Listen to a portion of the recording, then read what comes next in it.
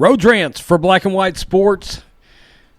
A story has come out about Dak Prescott. As we know, one of the big stories of the offseason is whether or not the Cowboys are going to sign Dak Prescott to a multi-year extension, or are they going to franchise tag him? Which, it's my contention that if they franchise tag Dak, he's not going to show up to training camp, okay? I just don't think he will, because he's got the power at that point, right?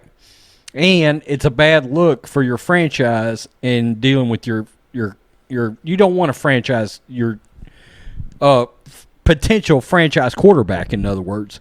Cowboys quarterback Dak Prescott bet on himself in September, and he's about to cash in.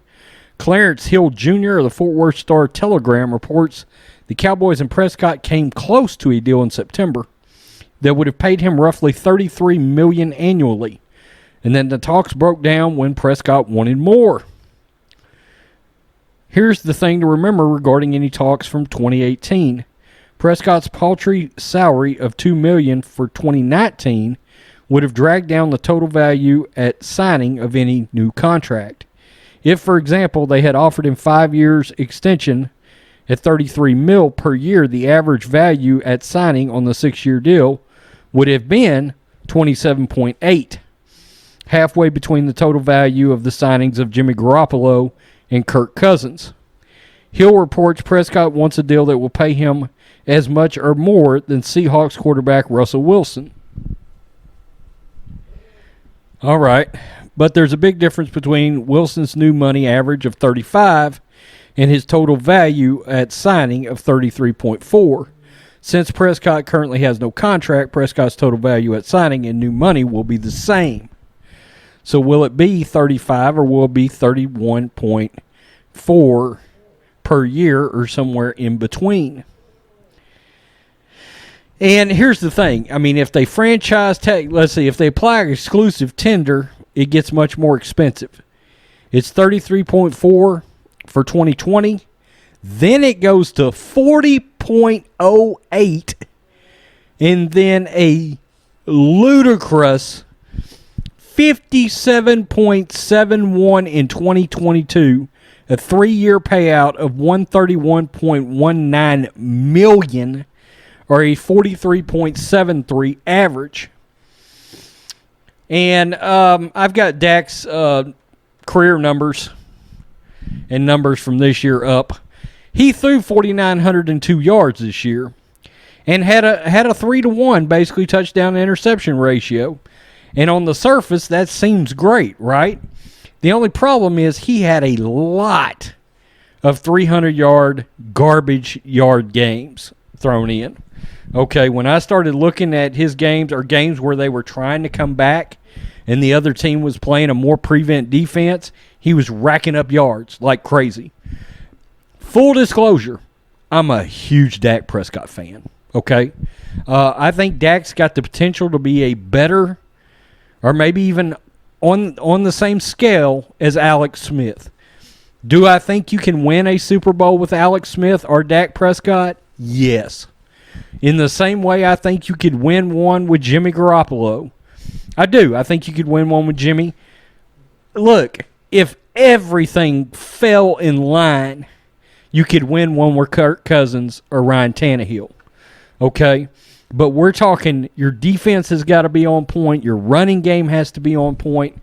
And then you got to hope you don't play, for example, in the NFC Championship game, you don't draw Aaron Rodgers, Russell Wilson, or a team like the Niners with the kind of defense that they've got. And then if you make it to the Super Bowl, you got to hope and pray you don't pull Tom Brady or Patrick Mahomes, because you're not beating either one of those. You're certainly not beating Patrick Mahomes. And I think it's one of the problems with anybody, as long as Patrick makes the Super Bowl, when he makes it, you're not beating them, probably. Okay? You're just not, because they score points so fast and in clusters that it's like, you know, if you're up by 10 with 6 left, like the Niners, it just doesn't matter. You know, it's like the 28 Patrick threw up. And that's one of the issues with these franchise quarterbacks. You're not going to have quarters like Mahomes had where you scored 28 points in one quarter like they did against the Raiders this year. Okay? Quarterbacks just aren't going to put up those kind of points, generally speaking. Even Russell Wilson, as good as Russell is, he's not putting up 28 and a quarter. Okay? So it's just it's a combination of Mahomes and the offense he's in with Andy Reid and all that speed. Look, the Cowboys better just re-sign Dak. Just offer him. I know it can make you cringe, but offer him $36 million, 5 years, and get it done.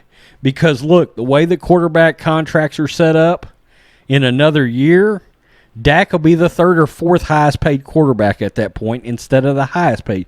Remember where everybody was bitching and complaining about Jimmy Garoppolo being the highest paid, and now he's like the fifth highest paid or something like that, because the market continuously moves up for quarterbacks. All right? So, and then we've still got Tom Brady that's got to sign and some other free agent quarterbacks. I'm interested to see what somebody pays somebody like Taysom Hill. Now, you got to ask yourself, would you rather have Dak or would you rather have Taysom Hill as your starting quarterback? Would you rather have Teddy Bridgewater at probably 15 to 18 mil? Because he's a free agent. That sort of is some of the things you got to talk about as a franchise. You know, how many games can we win with Teddy Bridgewater never throwing an interception in life and completing 67% of his passes with Zeke?